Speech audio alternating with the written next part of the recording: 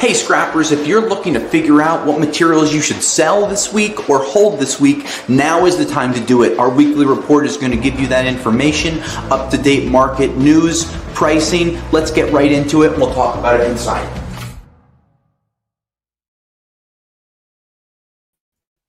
Hey scrappers, Tom here from the iScrap app, and we're going to be doing our 2024 copper market recap and our 2025 preview of the copper markets. Just so you know, we have a few different videos coming out: aluminum, steel, catalytic converters, kind of talking about what happened and what may be happening next year. So please feel free to comment on all of these videos. And if you haven't already, subscribe to our channel so you always get the notifications when we have videos going out there. So I'm going to talk about copper prices and just to illustrate some of the markets on what happened in 2024, we're going to pull up a chart real quick just to show you what I'm kind of looking at and what I'm thinking about for the year.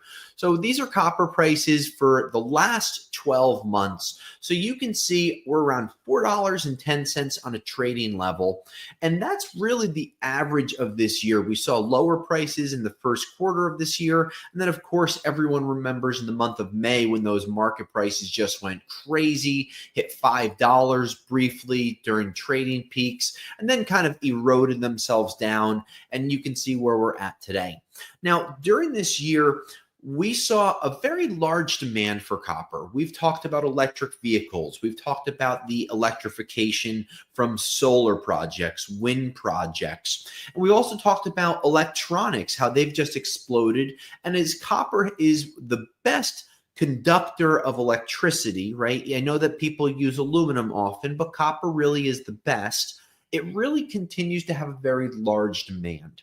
Now, where we're going to start to see problems into 2025 is yet to be seen, but we know that it's going to start with that T word, and that's tariffs. So we're going to have tariffs coming from the Trump administration.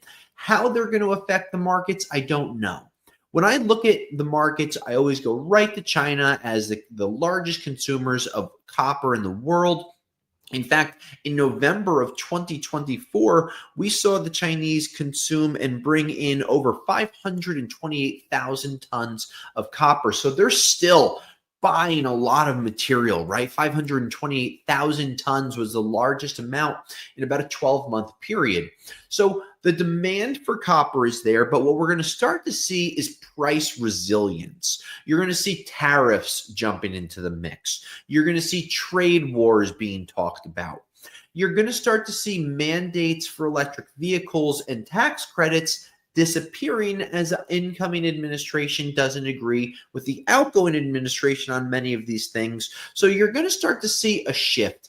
I really think that 2025 is going to be a very level average year when we do a 12-month, when we do this a year from now.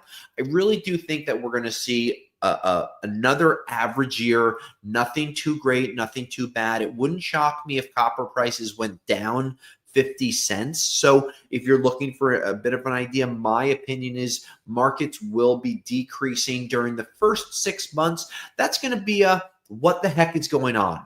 Trump comes in office the end of January, hot and heavy first 100 days. That brings us into April and May. We're going to start to see how negotiations are taking place. Are they fast? Are they slow?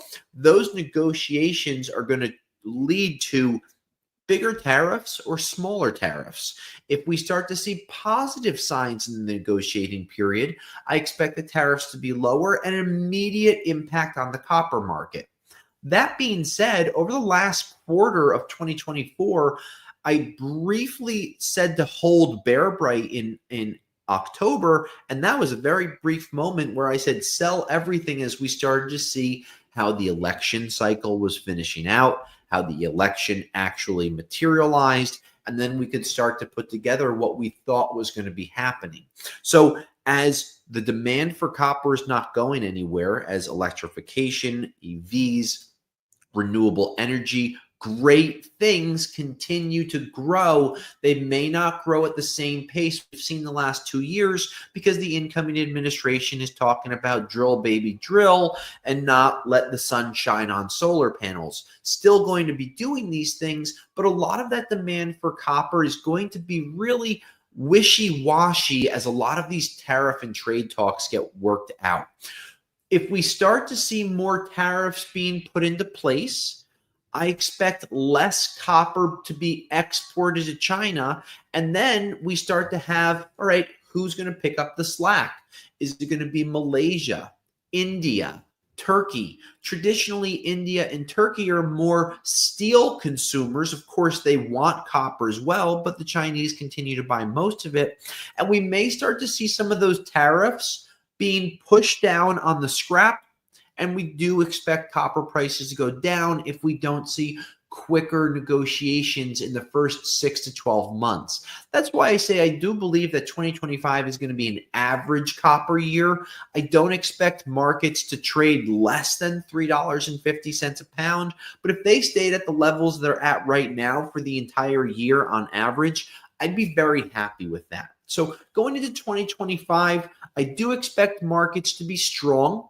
I don't expect a robust, huge, booming growth year. So I do expect, markets to kind of go along first quarter of 2025. Not a lot of market movements upward. You're probably going to see more market shifts downward. You're going to see companies talking with the Trump administration. How are investments going to happen domestically? How are tariffs going to affect things globally and domestically? So that's kind of where the copper market is going to settle itself out. But don't forget, report your prices online, subscribe to our channel, check out the other recap videos that we have, and any other questions, let us know and we'll answer those. Until next year, scrappers, my name is Tom from the iScrap app, and I'll scrap you later.